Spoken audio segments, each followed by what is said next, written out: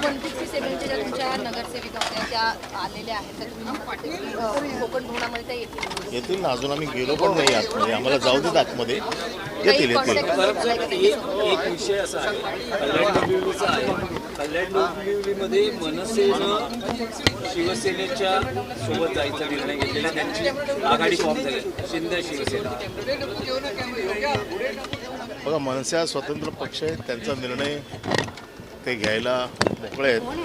त्यांनी निर्णय घेतला, आता आमचा निर्णय आमचे पक्षप्रमुख घेतील. तुमचे जे 2 नगरसेवक त्यांच्या कॉन्टॅक्टमध्ये आहेत त्यांच्यावर तुम्ही कारवाई करणार आहात का? अजूनही वेळ आहे सगळ्या गोष्टींना, या सगळ्या गोष्टी अजून व्हायच्या आहेत. आता आमचे नगरसेवक आहेत, ते आमच्या कॉन्टॅक्टमध्ये येतील, त्यांचं बोलणं होईल. या सगळ्या गोष्टी अजून बराचसा याला कालावधी आहे. महापौर पदाची निवडणुकीला अजून बराच वेळ आहे. त्यामुळे ह्या दरम्यानच्या मधल्या गडबडी, गोंधळ हा सगळा जो काही चाललेला आहे याच्यामध्ये अजूनही बराच वेळ आहे शेवटी फायनल कन्क्लुजनला यायला. ठाकरे बंधू युतीत निवडणूक लढतील, पण आता जेव्हा शिंदे शिवसेनेला ते सहकार्य करतायत, त्यांच्याकडून कारण सांगितलं जाते की स्थानिक स्तरावर विकासाच्या मुद्द्यावर आम्ही त्यांना सहकार्य. म्हणूनच म्हटलं ह्या सगळ्या गोष्टींना अजून वेळ आहे.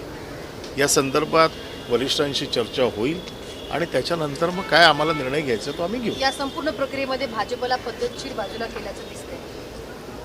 नाही, त्याच्या संदर्भात मी काय बोलू शकतो? मी माझ्या पक्षाच्या बाबतीत काय असेल त्या बाबतीत बोलू शकतो.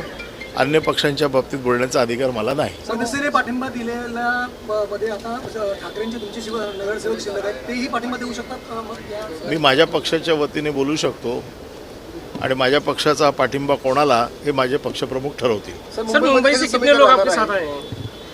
सर, मुंबई के कितने नगरसेवक आपके साथ यहाँ पे आ जाएंगे? सभी